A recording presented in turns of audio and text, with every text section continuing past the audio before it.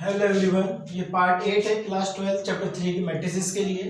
अब से पहले हम लोग एक्सरसाइज 3.4 की थी लास्ट क्लास में, जिसमें हम लोग inverse of a matrix find करना सीखा था।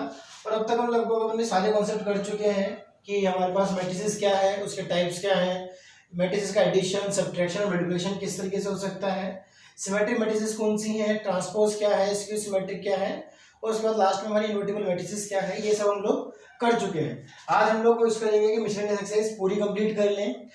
तो पहले जो 4 क्वेश्चंस हैं, मतलब पहले 3 क्वेश्चंस हैं, वो पीएमआई पर है डिपेंडेंट, इसलिए हम उनको बाद में करेंगे। स्टार्टिंग करते हैं मिसलेनियस की, उसके बाद फोर्थ फिफ्थ से, उसके बाद फर्स्ट सेकंड थर्ड करेंगे। ठीक, तो सबसे पहले क्वेश्चन नंबर 4। क्वेश्चन नंबर 4 में उसने हमसे कहा है कि अगर ए और बी दो सिमेट्रिक मैट्रिसेस हैं, मींस ए भी सिमेट्रिक है, बी भी सिमेट्रिक है, तो आपको ये प्रूफ करना है कि ए बी माइनस बी ए जो भी मैट्रिक्स आएगी वो एक स्क्यू सिमेट्रिक आएगी। सबसे पहले तो ये मानकर जब पता करते हैं कि गिवन में क्या है। गिवन है हमारे पास कि ए सिमेट्रिक है। अगर ए सिमेट्रिक है तो ए ट्रांसपोज होगा वो ए के इक्वल ही आएगा, और क्योंकि बी भी ट्रांसपोज, बी का ट्रांसपोज भी क्या आएगा, बी के इक्वल आएगा, क्योंकि बी भी क्या दिया हुआ हमें, सिमेट्रिक है। हम लोग मान लेते हैं कि जो सी था, मतलब जो A B minus B A matrix है, वो किसी सी के इक्वल आएगा, और हमें ये प्रूफ करना है कि वो स्क्यू सिमेट्रिक है।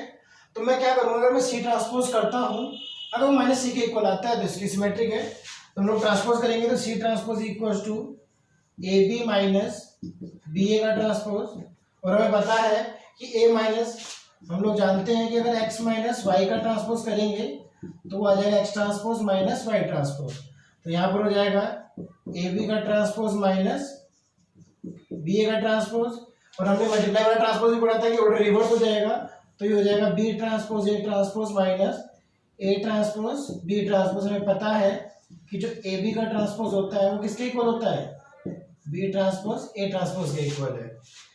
और क्योंकि ये गिवन है कि ए ट्रांसपोज ए के इक्वल है और बी ट्रांसपोज बी के इक्वल है, तो बी ट्रांसपोज की वैल्यू हो जाएगी बी, ए ट्रांसपोज हो जाएगा ए के इक्वल, यहाँ पर ए ट्रांसपोज ए, ये हो जाएगा बी। अगर हमें से माइनस हम कॉमन ले लें तो ये जाएगा ए बी माइनस बी ए, और ए बी माइनस बी ए क्या था, मैट्रिक्स सी था, तो ये हो जाएगा हमारे पास minus of C.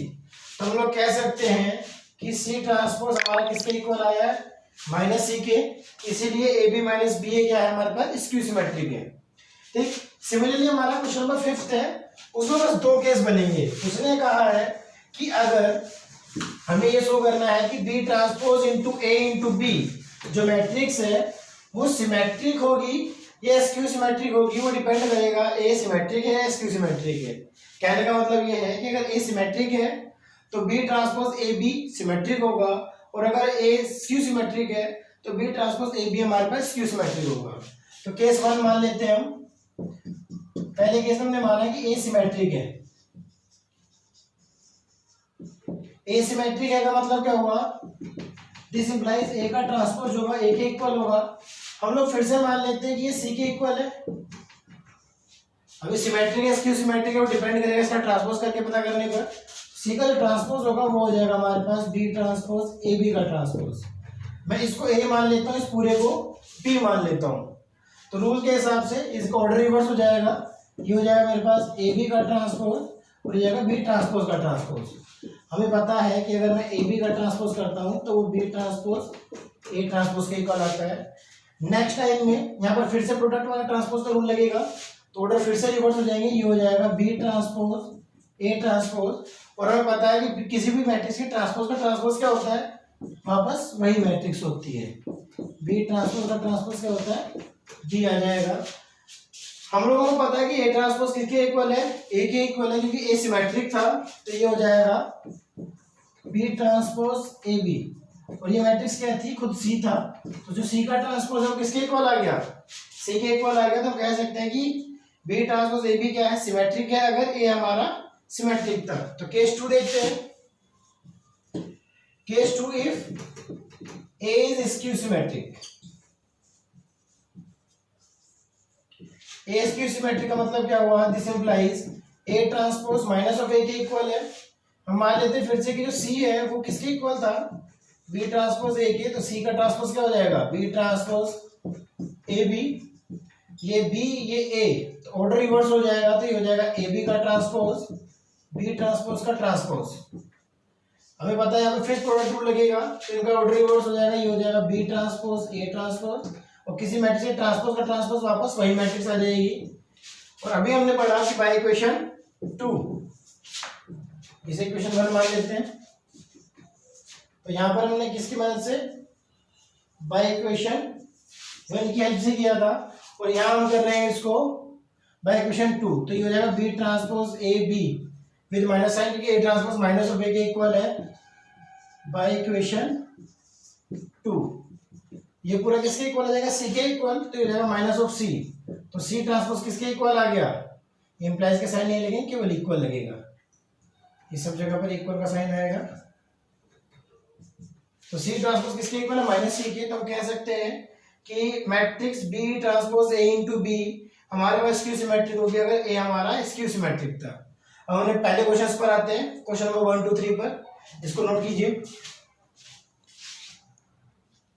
Question number 1 में उसने हमें दिया हुआ है कि अगर ए कोई मैट्रिक्स है जिसकी वैल्यू 0 0 1 0 है, शो करना है हमें कि A I plus B A की पावर एन इक्वल है ए की power n multiply by I plus n into A की power n minus 1 into B into A. ये हमें प्रूफ करना है अगर आई आइडेंटिटी मैट्रिक्स है ऑर्डर 2 की, और वो सभी क्या है, n belongs to natural numbers. ठीक, तो हम इसको पीएमआई की मदद से यूज करेंगे।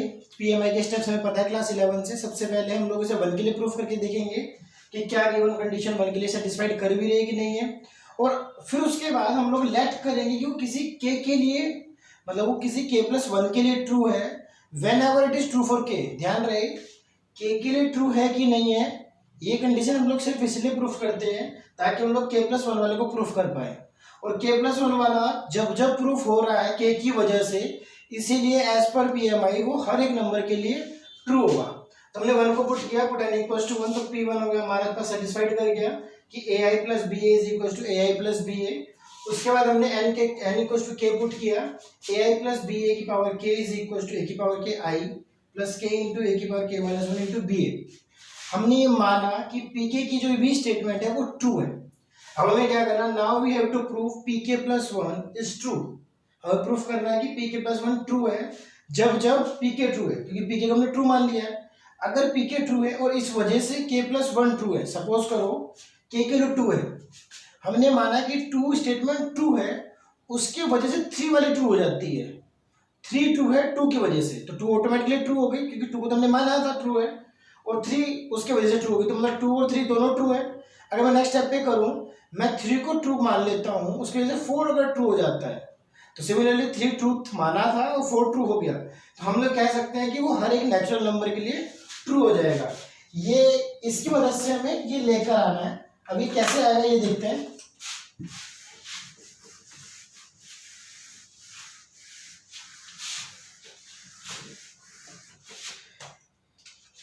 इसको क्वेश्चन नंबर 1 मान के छोड़ देते हैं।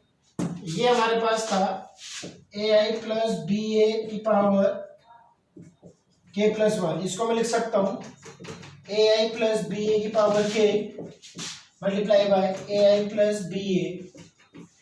इसको हमने ट्रू माना था, इसकी स्टेटमेंट हमारे पास क्या थी, इसको ट्रू माना था, ये था हमारे पास a की power k multiply by I plus k into A की power k minus 1 b into A, और यहाँ है हमारे पास ए आई प्लस बी ए। तो इसकी मल्टीप्लाई करेंगे नॉर्मल तरीके से, तो मल्टीप्लाई करने पे क्या आएगा हमारे पास a की पावर, ये हो जाएगा a की पावर 1 a की पावर k, तो a की पावर k प्लस 1, ये हो जाएगा हमारे पास आई square plus k into A की power k B A I plus ए की पावर k बी ए आई। मल्टीप्लाई करेंगे तो अगर मल्टीप्लाई करेंगे तो हो जाएगा हमारे पास k ए की power k minus 1 B into A square, यह आएगा हमारे पास मल्टीप्लाई करने पर। ठीक, और हमें पता है अब यहाँ पर हमारे पास दिक्कत क्या करेगा, ये ए स्क्वायर। तो हम सब लोग अगर ध्यान से देखें तो हमारे पास a था, a की वैल्यू हमारे पास 0 0 1 0, तो a स्क्वायर क्या हो जाएगा a इंटू ए, तो ये हो जाएगा हमारे पास 0 0 1 0, और जब मल्टीप्लाई करूंगा तो हो जाएगा 0 0 0 0, क्योंकि 0 1 0 0 0 1 0 0 0 1 0 1 0 0, सारे एलिमेंट्स क्या हो जाएंगे, तो कुल मिलाकर ये क्या हो जाएगा 0। तो ए स्क्वायर वाले टर्म्स तो हो जाएंगे हमारे पास 0, ये तो हमारे पास होगी खत्म। ठीक, उसके बाद हमारे पास बचा क्या, ए की पावर k प्लस 1 इंटू आई स्क्वायर प्लस ए की, और आई स्क्वायर हमें पता है कि आई के इक्वल ही होता है भाई, आई इंटू आई स्क्वायर हमारे पास खुद आई के इक्वल होगा, प्लस k इंटू ए की power k B into A I plus ए की पावर k बी ए आई। अगर आप ध्यान से देखोगे तो ए की पावर k प्लस 1, उसके बाद हम क्या कर सकते हैं, इन दोनों में से बी ए आई कॉमन आ जाएगा, तो ए की पावर k प्लस 1 आई, ये तो हमारे पास पहला स्टेप आ गया, यहाँ तक तो हम हो ही गए। अगर मैं ध्यान से देखो तो बी ए आई दोनों में कॉमन है, तो बी ए आई यहाँ मेरे पास बचा k, यहाँ मेरे पास बचा 1, ए की पावर k भी कॉमन है, तो ए की पावर k बी आई, और हमें पता है a इंटू आई क्या होता है, वी नो डेट किसी भी मैट्रिक्स से अगर हम आई को मल्टीप्लाई करेंगे तो वापस वही मैट्रिक्स आएगी, तो यहाँ से हम आई को भी रिप्लेस कर सकते हैं, तो ये हमारे पास ए की पावर k बी ए आई k प्लस 1, उसको जब मैं सही से करके लिखूंगा तो ये हो जाएगा k प्लस 1 ए की पावर बी ए, आप आई लिखना चाहो लिख सकते हैं, नहीं लिखना चाहे तो नहीं लिख सकते हैं। वैसे हमने लास्ट में प्रूफ करना आई बिना विदाउट आई, तो ये हो जाएगा हमारे पास B A which is equals to P K plus 1। उसके बाद फिर वही हम पी एम आई वाले स्टेटमेंट लिखेंगे कि now P K plus 1 is true, now P K plus 1 is true whenever pk plus 1 कब ट्रू हुआ जब pk ट्रू था, क्योंकि हमने pk की वैल्यू टर्म्स यूज की हैं, तो pk plus 1 is true whenever pk is true, therefore by using PMI it is true for all n belongs to n, वो सभी n के लिए प्रूफ होगा, और इसके बाद ये हो जाएगा हमारे पास pk प्लस 1 इज ट्रू। ठीक, नेक्स्ट क्वेश्चन करते हैं, इसे नोट कीजिए। क्वेश्चन नंबर 2 है हमारे पास, ए मैट्रिक्स दी हुई है 3x3 ऑर्डर की, जिसके सारे एलिमेंट्स 1 है, और आपको प्रूव करना है कि ए की पावर n जो आएगी उसके सारे एलिमेंट्स क्या होंगे 3 की पावर n माइनस 1। वही कि पुट n इक्वल टू 1 करेंगे तो ये रहेगी 3 और 0, सारे 3 और 0 हमें पता है कि 1 होता है किसी भी नंबर की पावर 0, तो सारे एलिमेंट्स हो जाएंगे 1। पुट करेंगे n इक्वल टू k, उसके बाद लेट करेंगे कि ये हमारे पास स्टेटमेंट ट्रू है, और हम इसके मदद से हम लोग pk प्लस 1 को ट्रू करेंगे।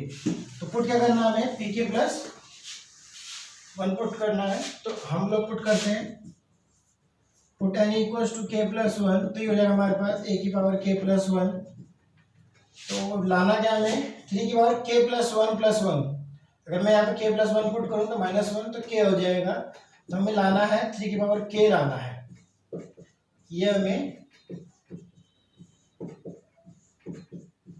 ध्यान रहे लेकर आना है। हमें पता है कि a की पावर k प्लस 1 को मैं क्या लिख सकता हूँ, a की power k multiply bye a, सब दोनों की वैल्यूज पुट कर देंगे। a की पावर k हमारे पास है 3 की पावर k माइनस 1, 3 की पावर k माइनस 1, 3 की पावर k माइनस 1।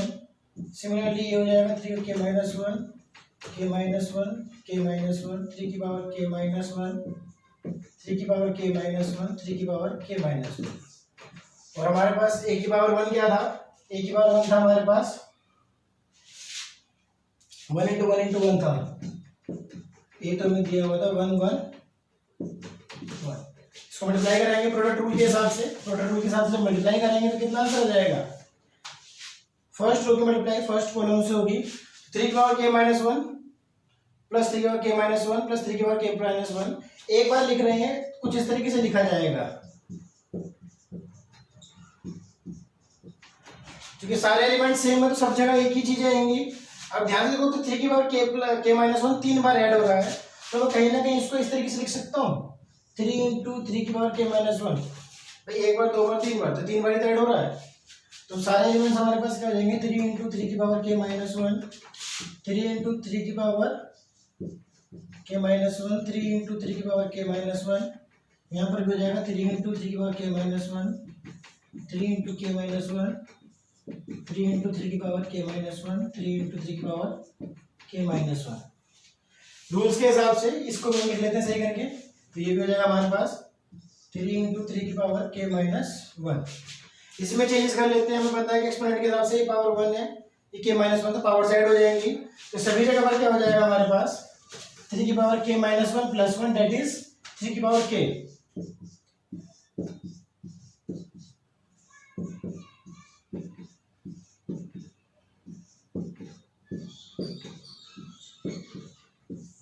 ये हमारे पास क्या था pk प्लस 1, वही जो लास्ट क्वेश्चन में स्टेटमेंट लिखी थी वही लिखेंगे कि pk plus 1 is 2 whenever pk is 2, hence by using PMI principle of mathematical induction we can say that it is true for all n natural number n belongs to n।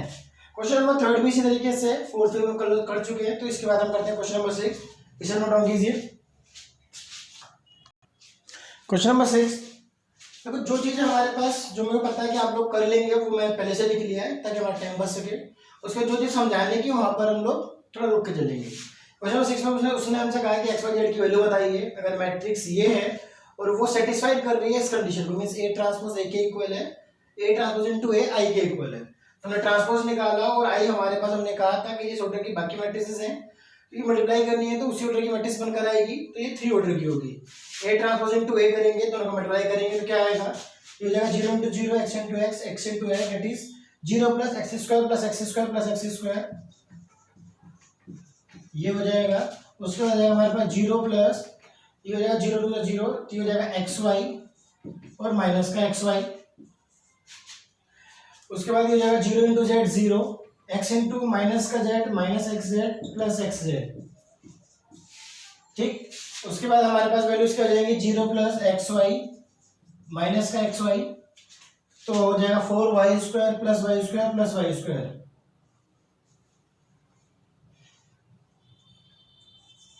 ये हो जाएगा हमारे पास 2 टू 4y स्क्वायर प्लस का Y square plus Y square, और similarly हो जाएगा हमारे पास 2yz minus Y Z minus Y Z,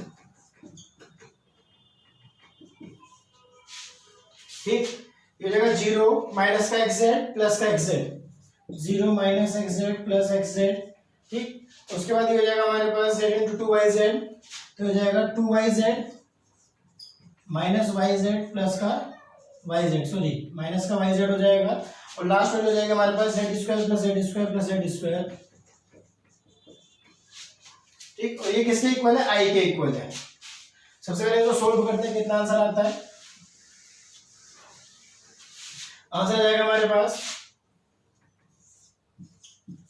2x square 0 0, ये हो जाएगा हमारे पास 0, उसके बाद ये हो जाएगा हमारे पास 6y स्क्वायर ये 0, फिर 0 0 3z स्क्वायर, और किसके इक्वल है 1 0 0 0 1 0 0 0 1 के। अगर मैं कंपेयर करूंगा तो 2x स्क्वायर जो होगा हमारे पास 1 के इक्वल आ जाएगा, 6y स्क्वायर जो था वो हमारे पास 1 के इक्वल आ जाएगा, और जो 3z स्क्वायर है वो भी हमारे पास किसके इक्वल आ जाएगा 1 के। तो हो जाएगा X square is equal to 1/2, Y square is equal to 1/6 और Z square is equal to हो जाएगा 1/3। तो यहाँ से अगर मैं एक्स की वैल्यू निकालूँ तो हो जाएगा प्लस माइनस 1/√2, वाई हो जाएगा प्लस माइनस 1/√6 और जेड इक्वल टू हो जाएगा प्लस माइनस 1/√3। ज़्यादा सॉल्व करना है तो हम रूट को रेशनलाइज कर देंगे, तो हो जाएगा x equal two plus minus √2/2, ठीक। इसको नोट कीजिए। क्वेश्चन नंबर 7, क्वेश्चन नंबर 7 में उसने हमसे कहा कि for what value of x matrix 1 to 1 matrix 1 to 1 2 0 0 0 1 2 और 0 to x की किस वैल्यू के लिए वो 0 हो जाएगी। ध्यान रहे 0 वैल्यू नहीं है, 0 मैट्रिक्स ही है जिसका ऑर्डर हम लोग चेक करेंगे कितना आएगा।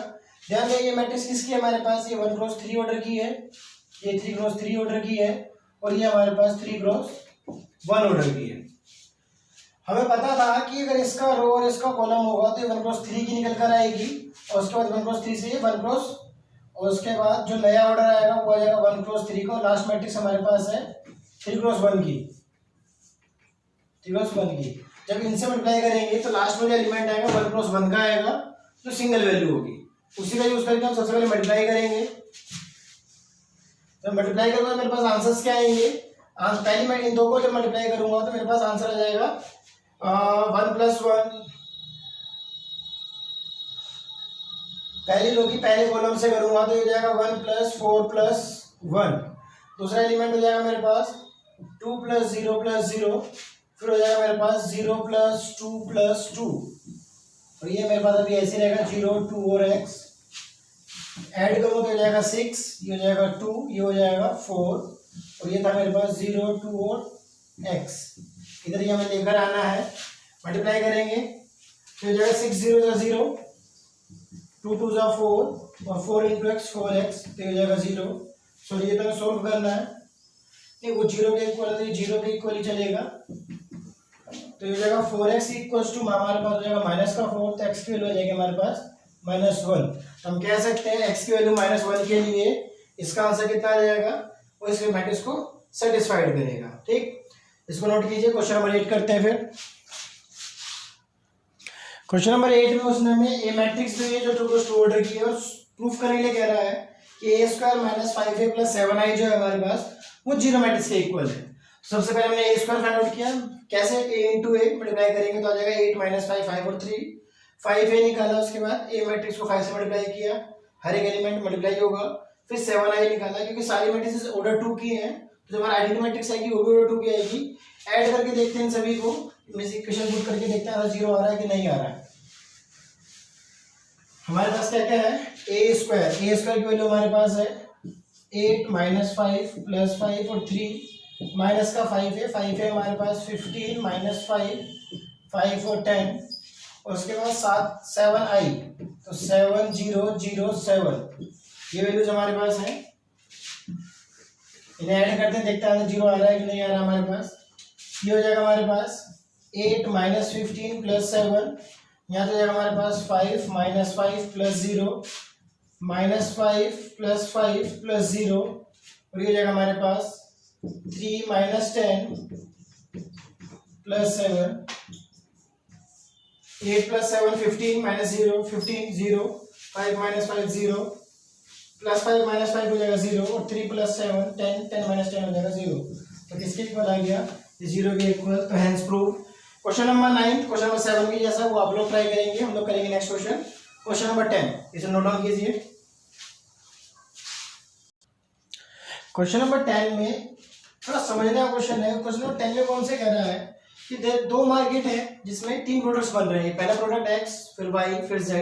ये कोई x प्रोडक्ट है, ये कोई y प्रोडक्ट है, ये कोई z प्रोडक्ट है। मार्केट 1 में इसके 10,000 20,000 2,000 18,000, मार्केट बी में मतलब सेकंड मार्केट में 6,000 10,000 8,000 यूनिट बन रही हैं इस प्राइस के हिसाब से। मींस एक्स प्रोडक्ट 2.5 रुपये के हिसाब से है, वाई प्रोडक्ट 1.5 मतलब 1.5 रुपये के हिसाब से, और ये 1 रुपये के हिसाब से।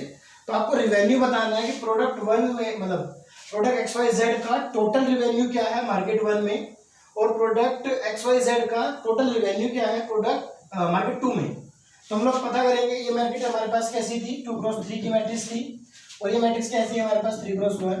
तो हमारे पास कैसी मैट्रिक्स निकल कर आएगी, 2x1 की निकल कर आएगी, जिसमें पहला एलिमेंट ये शो करेगा कि क्या रिवेन्यू है मार्केट 1 में प्रोडक्ट्स का, और सेकंड वैल्यू रिप्रेजेंट करेगी कि सेकंड मार्केट में टोटल रिवेन्यू कितना है।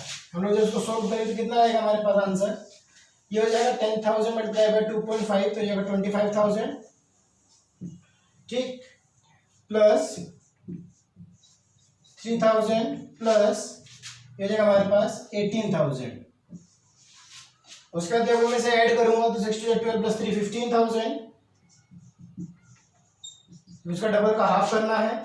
उसके बाद ये हो जाएगा 20 का 1/2, ये हो जाएगा 30,000, प्लस ये हो जाएगा 8,000, और दोनों को ऐड करूंगा तो कितना आंसर आ जाएगा 46,000, और ये हो जाएगा मेरे पास 53,000। ये क्या है, प्रोडक्ट 1 का रिवेन्यू है, रिवेन्यू ऑफ प्रोडक्ट 1, ये revenue of product in market 1, पहली मार्केट के अंदर इसकी रिवेन्यू क्या है, और ये है प्रोडक्ट एक्स वाई जेड की रिवेन्यू क्या है मार्केट 2 के अंदर, ठीक, इसको याद रखना है। उसके बाद वो कह रहा है कि अगर यही प्रोडक्ट इतनी क्वांटिटी में ही हो, बट अगर सेकंड केस में, ये तो फर्स्ट पार्ट हो गया, ये फर्स्ट पार्ट कहां से यहाँ पर है, सेकंड केस में वो कह रहा है कि यही प्रोडक्ट्स हैं यही मार्केट्स में, अगर इनके प्राइस हो जाए हमारे पास कितने प्राइस हो जाए 2 1.5, मीन्स उनकी यूनिट प्राइस अगर 2 रुपीज 1 रुपीज और हाफ 50 पैसे दिए हुए हैं बुक में, 50 पैसे का मतलब हो गया 58 मीन्स 50 मतलब रुपीज में कन्वर्ट करें तो 0.5 रुपीज। तो इनकी वैल्यूज निकाल लेंगे हम यहाँ से, तो इनकी वैल्यूज क्या हो जाएंगी, हमारे पास वैल्यूज हो जाएंगी 10,000 भाई 10,000 तो ये हो जाएगा हमारे पास 10,000 तो हो जाएगा 20,000 भाई 10 इंटू 2 20,000 प्लस 2,000 प्लस 9,000। सिमिलरली ये हो जाएगा 6 टू 12,000 प्लस 20,000 प्लस 8,000 का हाफ 4,000 और दोनों को ऐड करूंगा तो ये हो जाएगा 31,000 और 36,000। वो ये कह रहा है कि दोनों का ग्रोस प्रॉफिट क्या रहा मार्केट 1 और मार्केट 2 में। तो पहले प्रोडक्ट का ग्रोस प्रॉफिट क्या रहेगा हमारे पास,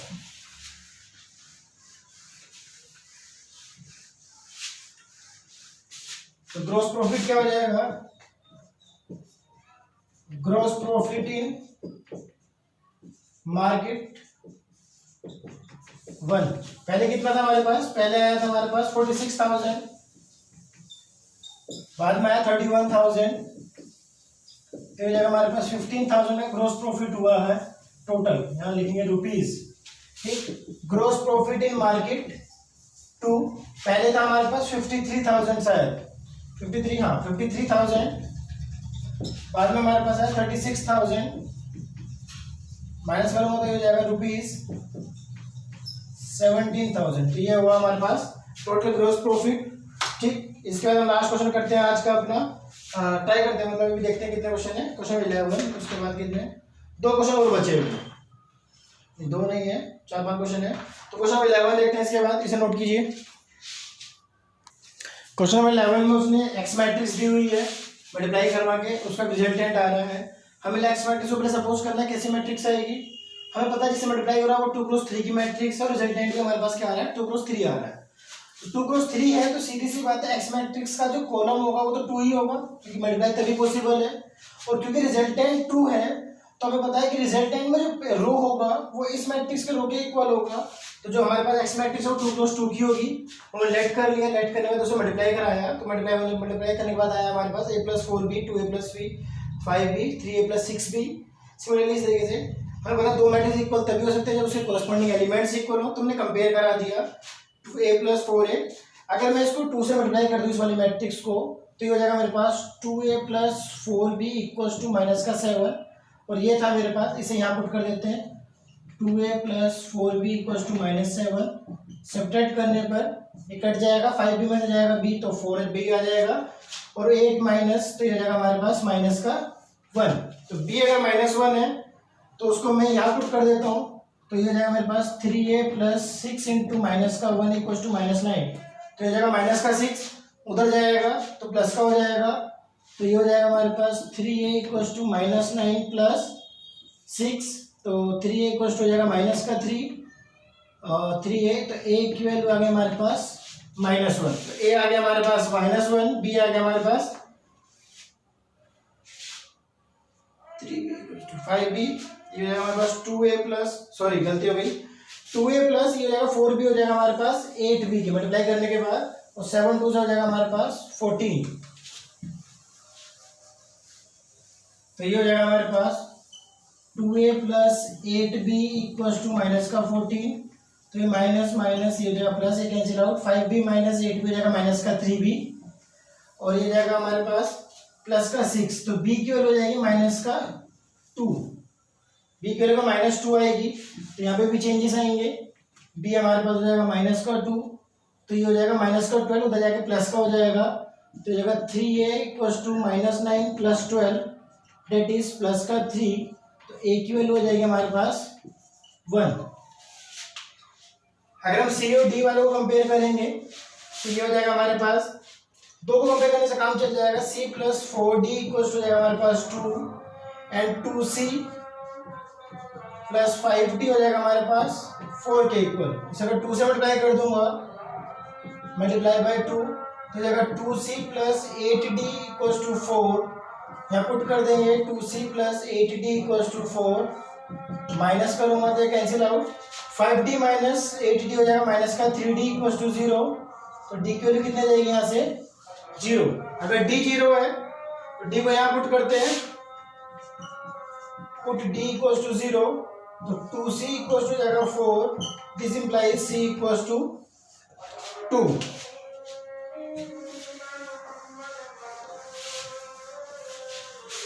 हम लोग कह सकते हैं कि ए की वैल्यू हमारे पास कितनी थी, ए आया था हमारे पास 1, बी था -2, सी है हमारे पास 2 एंड डी है 0।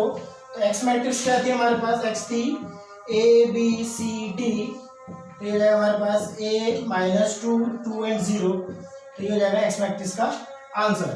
क्वेश्चन नंबर 12 पहले 3 क्वेश्चन के जैसा है, तो वो आप लोग ट्राई करेंगे। क्वेश्चन नंबर 13 14 15 करते हैं जल्दी से और फिर एंड करता है क्लास, इसे नोट कीजिए।